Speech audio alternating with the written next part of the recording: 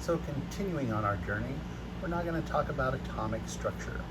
And so during this, you might want to open your books and have figure 2.2 handy as we talk about it. So we just defined that matter is anything that takes up space and has mass, and that the matter is divided into different types of elements. So therefore, we need to know what are the smallest units of matter and elements, and those are called atoms.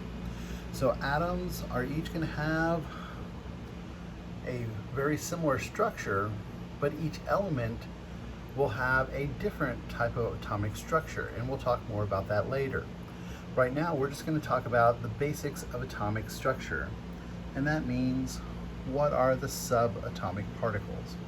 And you've probably already run into this in school. So if you recall, the subatomic particles are your protons, which will symbolize with a capital P, neutrons, a capital N, and electrons with an E minus. For each of our subatomic particles, we need to know three things.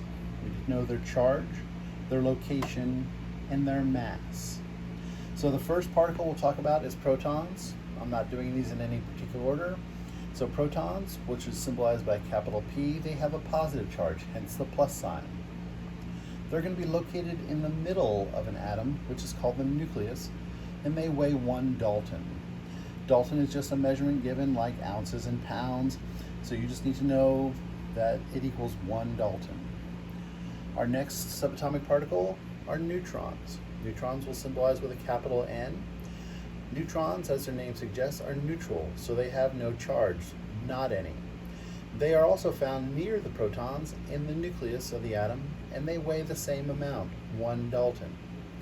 The third subatomic particle are electrons.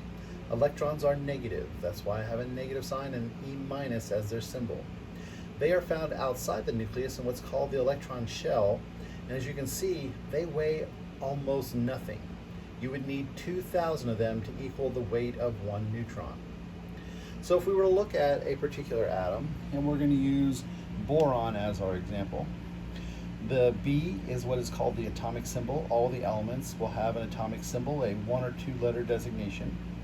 And boron, when we look in the periodic table, we can get a lot of information, and I'll show you how to read that later. But for right now, we know that boron has 5 protons and 5 neutrons, and as you can see, they're located in the middle, where the nucleus is.